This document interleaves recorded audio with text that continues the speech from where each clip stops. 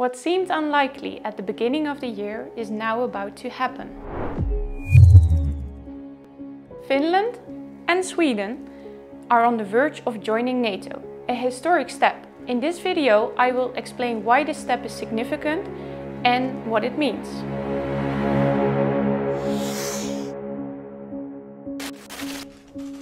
So, why do Finland and Sweden want to join NATO? Finland and Sweden have long been neutral.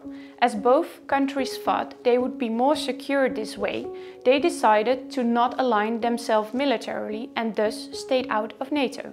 Until now. Why is that the case?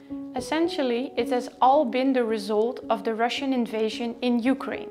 Finland and Sweden feel no longer safe without the support of a military alliance.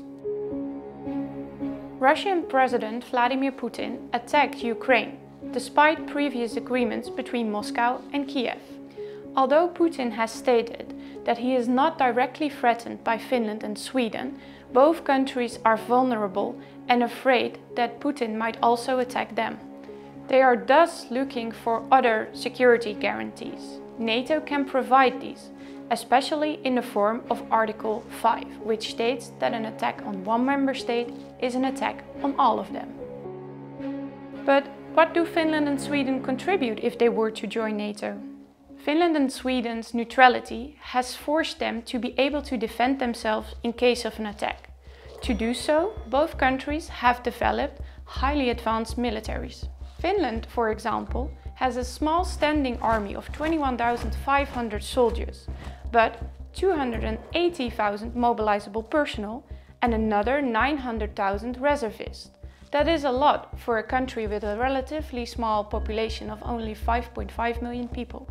In comparison, the Netherlands, a country of more than 70 million people, has only 42,000 active soldiers and 6,500 reservists. Next to the highly skilled militaries, one of the greatest benefits of Finland and Sweden joining NATO lies in the increased level of deterrence in the region that will result from it. In particular, the Baltic states are vulnerable due to their geographic position. If Finland and Sweden were to join NATO, the whole Baltic Sea will be surrounded by NATO members.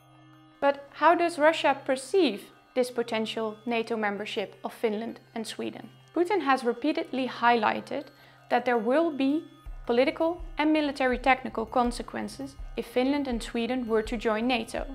Recently, however, he stated that joining NATO, as such, would be no direct threat to Russia's security. Что касается расширения, в том числе за счет новых членов Альянса, Финляндия, Швеция, у России, хотел бы вас проинформировать, уважаемые коллеги, нет проблем с этими государствами. Нет. However, the potential strengthening of the military infrastructure in Finland and Sweden, if they were to join NATO, is a threat. This would especially apply to the permanent stationing of NATO forces and weapons on Swedish and Finnish territory. Расширение военной инфраструктуры на эту территорию, безусловно, вызовет нашу ответную реакцию.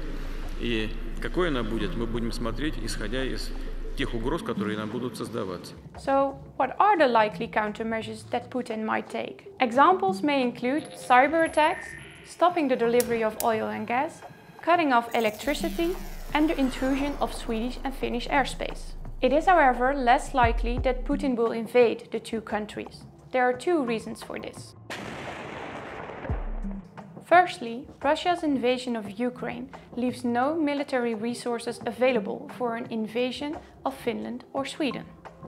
In anticipation of Finland's and Sweden's NATO membership, the United States and the United Kingdom have provided security guarantees.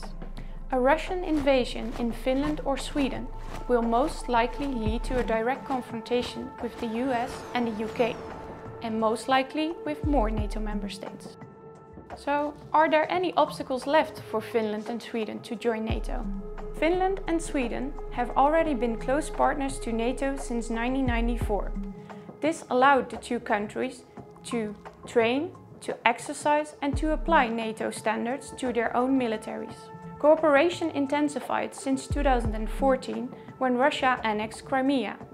The close partnership of Finland and Sweden with NATO has made them very compatible to join. But this will not mean that there are no hurdles on the road to membership. Despite the comforting words of NATO Secretary General Jens Stoltenberg, all 30 NATO allies will have to approve Finland and Sweden's application. At this point, it is especially Turkey that appears to oppose their NATO membership. Turkey's President Erdogan accuses both countries of supporting terrorist organizations that threaten Turkey. Stoltenberg, however, believes that he can convince Turkey to vote in favor of Finland and Sweden joining NATO.